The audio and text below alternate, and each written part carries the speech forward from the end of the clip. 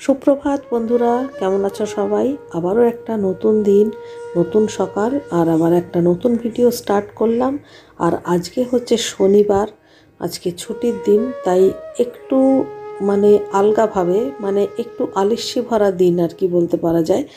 সকালবেলার বেলার দিকে তো আবার সমস্ত কাজকর্ম হবেই।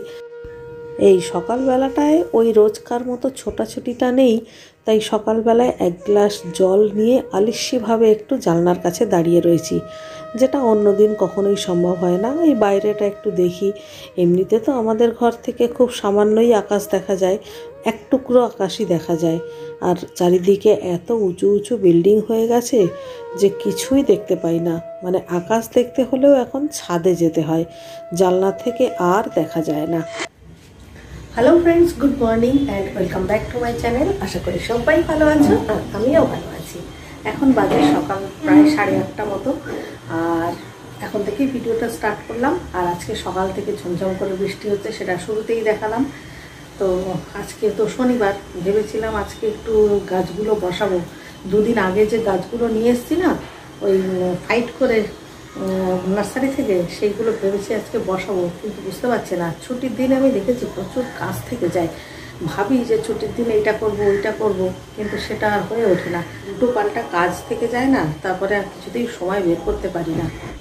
আজকে ব্রেকফাস্টে বানাবো ধোসা আর আলুর তরকারি, কারণ ধোসাটা আমি গতকালকেই রেডি করে রেখেছি। যে শনিবার সকালবেলায়, আগের শনিবারে ছুটিতে পরোটা না লুচি বানিয়েছিলাম, তোমরা দেখেছিলে। তো এই শনিবারে আর ভাবলাম লুচি পরোটার দিকে যাব না, আজকে ধোসাই বানাবো। কারণ প্রত্যেক সপ্তাহে যদি ওরকম করে লুচি খাওয়া হয় সেটা ঠিক না। তো সেই জন্যে আজকে ধোসা আলুর তরকারি। তো চলো আর কথা বাড়াবো না, এবারে রান্নাঘরে যাই, কাজকর্ম শুরু করি গিয়ে। চলে এলাম কিচেনে, আর প্রথমেই ধোসার সঙ্গে খাওয়ার জন্য আলু কেটে আলু তরকারি বসাচ্ছি। আর যেহেতু ধোসা, তার জন্য কোনো আটা মাখার ব্যাপার নেই, ময়দা মাখার ব্যাপার নেই, বেলা সেঁকা কোনোটাই নেই। ধোসার তো এটাই মজা, একেবারে ব্যাটার বানাও আর সঙ্গে সঙ্গে একবারে তাওয়াতে দাও, হয়ে যাবে। তো যাই হোক, আলুর তরকারিটাও আমি কিন্তু নর্মাল রুটি পরোটা দিয়ে যে তরকারি হয় সেই তরকারিটাই বসাবো। কারণ ওই একেবারে সাউথ ইন্ডিয়ান মতে যেভাবে করে সেভাবে নয়। সাধারণত বাড়িতে নিজেরা খাওয়ার সময় হলে আমি এরমভাবেই করি। ওই সর্ষের তেলই দিয়ে করি। সর্ষের তেলের মধ্যে একটু 5 ফোড়ন, একটু শুকনো লঙ্কা ফোড়ন দিই, তার সঙ্গে কখনো কখনো একটু হিং ফোড়ন দিই। ওই কী বলে, হিং চচ্চড়ি টাইপের একটা করি, আর সেটা দিয়েই ধোসা খাই। একদম খেতে খুব একটা খারাপ লাগে না। একদম হাই ফ্লেমে ভালো করে একটু কষিয়ে নেব, কষিয়ে নিয়ে তার মধ্যে একটুখানি নুন হলুদ দেব, দিয়ে একটু সামান্য জলও দিলাম, কাঁচা লঙ্কা দিলাম, নামিয়ে দিলাম। ভালো হয়। এই ধরনের তরকারিটা আমরা সাধারণত রুটি পরোটা খেতে তো ভালোই বাসি, তবে ধোসার সঙ্গেও কিন্তু বেশ যায়, ভালোই লাগে। কখনো তোমরাও করে দেখো, ভালো লাগবে খেতে। শুকনো শুকনো করে আলু চচ্চড়ি নামিয়ে নিয়েছি, আর এই যে হচ্ছে ধোসার ব্যাটার, এটা দিয়ে এখন ধোসাগুলো পটাপট বানিয়ে নেব। তো ব্রেকফাস্ট করে ফিরে আসছি। এখন করব লাঞ্চের প্রিপারেশান। তার জন্য ভাত বসিয়ে দিলাম, আর প্রেশার কুকারে ডাল করে নেব। আজকে করব মটর ডাল। তার জন্য মটর ডালটা আমি কাল রাত্রেই ভিজিয়ে রেখেছিলাম, কারণ মটর ডাল, ছোলার ডাল বা তড়কার ডাল এগুলো না আগের দিন রাত্রে ভিজিয়ে রাখলে বেশ ফুলে ফুলে মোটা মোটা হয়ে যায়। তো তখন সেদ্ধ হতে খুব তাড়াতাড়ি হয়ে যায়, টাইমটাও কম লাগে, গ্যাসটাও কম পড়ে, আর সময়টাও বাঁচে। তো সেই জন্যে আমি সবসময় ভিজিয়ে রাখি। আর এখানে রয়েছে কয়েক পিস রুই মাছ। আজকের মাছগুলো খুব একটু আধখ্যাচড়া মাছ, 2টো পেটি, 2টো গাদা, একটা লেজা। কিন্তু কি আর করব, আজকে যেহেতু শনিবার, সপ্তাহের শেষ, তাই আজকে আর বাজার থেকে কোনো মাছ টাছ আনেনি, আর বাজারে যায়নি। তো এই মাছগুলো আজকে পুরো শেষ করে ফ্রিজটা একদম ক্লিন হয়ে যাবে। তারপর কাল তো রবিবার, চিকেন আনতে বাজার যাবে, তখন চিকেনের সঙ্গে আবার নতুন করে মাছ আসবে। তো এখানে আমি মাছগুলোকে আজকে একদম শুকনো শুকনো করে রান্না করব। একটা বড় সাইজের পেঁয়াজ কুচিয়ে নিয়েছি, এই পেঁয়াজ কুচাইনি, পেঁয়াজটা বেটে নিয়েছি, তার সাথে আদা রসুন বাটা, লঙ্কার গুঁড়ো, ধনের গুঁড়ো, জিরের গুঁড়ো, সমস্ত কিছু দিয়ে, আর একটা গোটা পাতিলেবুর রসও দিয়ে দিচ্ছি। কারণ দই নেই আজকে আমার কাছে, দই থাকলে দই দিতাম, দই না থাকলে লেবু দিলেও চলে। তো লেবুটা যেহেতু ছোট, তাই আমি একদম গোটা একটা লেবু রস চিপে দিয়ে দিলাম। সব মশলাগুলো একসঙ্গে মিক্স করা হয়ে গেলে তারপর সর্ষের তেলটা মেশাতে হয়। মোটামুটি 2-3 টেবিল চামচ মতো সর্ষের তেল দিতে হবে। সর্ষের তেলটা কম করলে চলবে না, তবে সর্ষের তেলটা নামানোর আগেও একটু দিতে হয়, সেইভাবে হাতে রেখে দিতে হয়। এই অবস্থায় 1 ঘন্টা মতো ম্যারিনেট করে রাখলে খুব ভালো হয়, তবে আমার কাছে আজকে এত সময় ছিল না, তো আধা ঘন্টা পরেই আমি রান্নাটা বসাচ্ছি। তো ফ্রাই প্যানে অল্প করে তেল দিয়েছি, দিয়ে তেলটা যেই গরম হয়ে গেল, কোনো ফোড়নের বালাই নেই, সমস্ত মাছগুলোকে দিয়ে দিতে হবে। মাছগুলোকে একদম সাজিয়ে সাজিয়ে দিয়ে তারপর গ্যাসের ফ্লেমটা একদম লো করে দেব, দিয়ে ঢাকা দিয়ে মাছগুলো রান্না করতে হবে। আর এই মাছগুলো যখন আমি তেলে দিয়েছি, তখন যে এক্সট্রা মশলাগুলো রয়েছে সেগুলো কিন্তু আমি এর থেকে মানে কাচিয়ে কাচিয়ে আমি ওই পাত্রটাতেই রেখে দিয়েছি। কারণ মশলা শুদ্ধ যদি মাছগুলো দেওয়া হয় না, তাহলে মাছগুলো মশলাটা পুড়ে কেমন কয়লার মতো হয়ে যায়, আর মাছগুলোও কেমন একটা হয়ে যায়। তাই জন্য এই শুধু শুধু যদি মাছগুলো দিই মশলাগুলো ছাড়িয়ে ছাড়িয়ে, তাহলে মাছগুলো সুন্দর ভাজা হয়। দেখো, এক পিঠ একদম লালচে লালচে হয়ে গেছে, আবার ঢাকা দিয়ে আবার কিছুক্ষণ রান্না করলে দুটো পিঠ যখন একদম এরকম লালচে লালচে হয়ে যাবে না, তখন মাছগুলোকে তুলে নিতে হবে। দেখো কি সুন্দর একদম হয়ে গেছে, মাছগুলো কিন্তু পুরো সেদ্ধও হয়ে গেছে আর একদম লালচে লালচেও হয়ে গেছে। এইবারে মাছগুলোকে আমি একে একে তুলে নেব। সমস্ত মাছগুলো তুলে নেওয়ার পর এই ফ্রাই প্যানের মধ্যেই সামান্য একটু তেল দিতে হবে, অল্প করে সর্ষের তেল দেবো।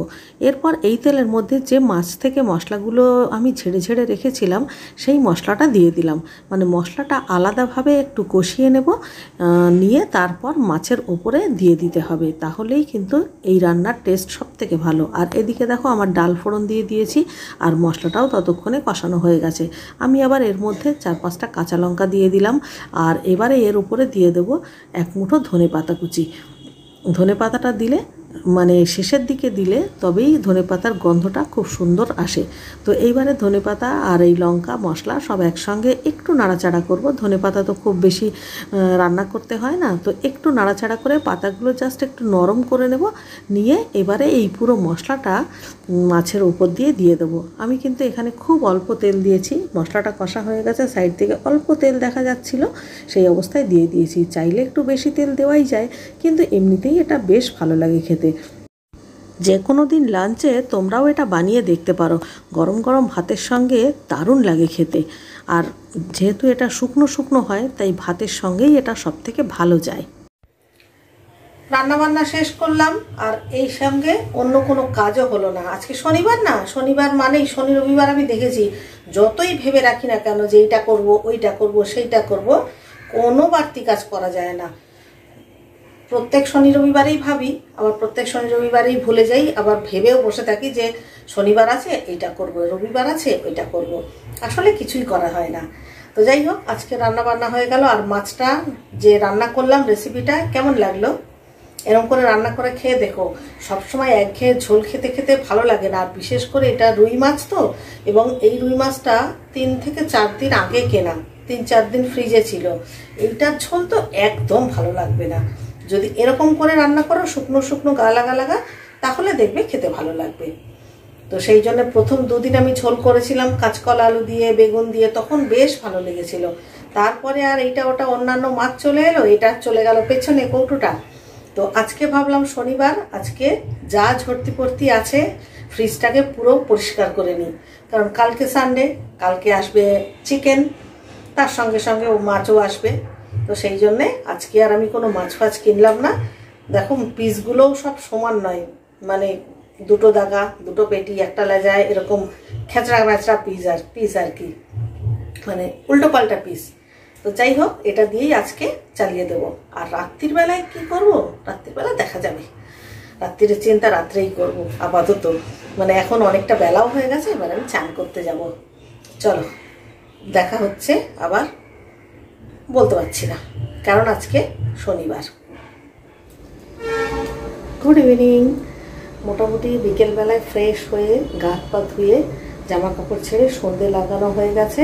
আর সন্ধে লাগানোর পরে গোপালের যে পরের ধাপের যে কাজ, মানে পরের যে কাজটা, গোপালকে আমি রাত্রিবেলায় জামা কাপড়টা ছাড়িয়ে দিই। মানে গয়না গাটি জামা কাপড় এইসব জরিওয়ালা জামা কাপড় পরে থাকে তো সারাদিন, ওই জরিওয়ালা জামা কাপড় একদম ছাড়িয়ে দিয়ে পাতলা সুতির যে জামা, মানে নাইট ড্রেস যেগুলো, হাফ প্যান্ট জামা বা সুতির কিছু জামা সেগুলো আছে, সেগুলো পরিয়ে দিই। তো সেই কাজটাও হয়ে গেছে। মানে প্রথমে খেতে দিই, খাওয়ার পরে কিছুক্ষণ একটু সময় দিই, তারপর খাওয়ার ওই আধ ঘন্টা মতো একটু রেস্ট দিয়ে তারপর ওই জামা কাপড় ছাড়িয়ে ইয়ে করে দিই। সব দিন নয়, কোনো কোনো দিন যদি রান্নাঘরে খুব বেশি কাজকর্ম থাকে সেদিন আবার আমি শুধু খাওয়া খেতে দিলাম, তারপরে ওইভাবে থাকলো। পরে রাত্রিবেলায় আমের খাওয়া দাওয়া হয়ে গেলে আমি তো রাত্রে আবার একবার গা হাত পা ধুই, ফ্রেশ হয়ে পরিষ্কার জামা কাপড় পরি, তখন জামা কাপড় চেঞ্জ করে তখন গোপালের জামা কাপড় চেঞ্জ করি কোনো কোনো দিন, মানে আর কখনো কখনো এই সন্ধ্যাবেলায় করে দিই। তো আজকে করে দিয়েছি, মানে মোটামুটি আজকে ঠাকুর ঘরের কাজ পুরো শেষ। আর গোপাল আজকে কি করেছে দেখবে, দেখাচ্ছি। এই দেখো আমার গোপালের নাইট ড্রেস। এটা হচ্ছে একটা ছোট্ট ফতুয়া আর সঙ্গে একটা হাফ প্যান্ট আছে। এটা আমি ওই বৃন্দাবন থেকেই এনেছিলাম, একটাই এনেছিলাম নাইট ড্রেস, কারণ আমি জানি কলকাতাতে সবই পাওয়া যায়, তাই বাকি যে জামাগুলো সুতির সেগুলো সব আমি কলকাতা থেকেই কিনেছি। তো এইটা হচ্ছে গোপালের নাইট ড্রেস, এরকম করে পরি। তবে আমি না শোয়াই না, শোয়াতে গেলে মানে আমার এখানে জায়গাটা তো খুব কম, সেই জন্যে আমি বালিশ বিছানা যে আর কি পাওয়া যায় সেগুলো আমি কিনেও নিই, আমি শুধু জামা কাপড় ছাড়িয়ে রেখে দিই। এখন এই মুহূর্তে আপাতত জায়গা নেই, সিংহাসন একেবারেই ছোট, তো সেই জন্য আমি আর শোয়াতে পারি না, আমার কারণ বিছানা পাতবার মতো জায়গা নেই। যদি ভবিষ্যতে কখনো মানে সেই সুযোগ আসে, আলাদা একটা জায়গা, আলাদা একটা সিংহাসন ছোট বানিয়ে রাখতে পারি, মানে রাখার জায়গাটা তো দরকার, সিংহাসন তো বানানোই যায়, সেটা যদি পারি করতে তখন রাত্রে করে শয়ন দেব। কিন্তু এই মুহূর্তে আমি শয়ন দিতে পারছি না, শুধু এরকম করে জামা কাপড় ছাড়িয়ে দিই, এই আর কি। তো চলো রান্নাঘরে যাই, অল্প কিছু রান্নাবান্না আছে সেরে নিই। আজকের রাতের মেনু খুবই দুর্বল, মানে সেদ্ধ ভাত করব, ঢেঁড়স আলু সেদ্ধ দিয়ে ভাত করব, আর এখানে এই যে ডাল সেদ্ধ করে নিয়েছি, ডাল ফোড়ন দিয়ে দিলাম ডাল। কারণ চিন্তা করলাম কালকে হচ্ছে সানডে, আর কালকে মাছ আসবে, মাংস আসবে, সঙ্গে অন্য ওই পুঁই শাক চচ্চড়ি বা লাউ ঘন্ট মাছের মুড়ো দিয়ে এই টাইপের কিছু একটা রান্নাও হবে। কারণ সপ্তাহের অন্যান্য দিন বাড়ির ছেলেরা তো এইগুলো খেতে পারে না, মানে অফিস যাওয়ার সময়ও না, রাত্রিবেলা পুঁই শাক চচ্চড়ি কী করে খাবে। তো সাধারণত রবিবারেটারে আমাদের পুঁই শাক চচ্চড়ি বা কোনো চাল কুমড়ো দিয়ে মাছের মুড়ো এইসব হয়, সেই জন্য আজকের মেনুটা একদম লাইট রাখলাম। খাওয়া দাওয়া শেষ করে আজকের দিনের লাস্ট কাজ করতে চলে এলাম, আর সেটা হচ্ছে দই বসানো। তোমরা জানো রোজ রাত্রে শুতে যাওয়ার আগে আমি দই বসাই। আর দিন শেষ, মানে ভিডিওটাও আজকের মতো এখানেই শেষ।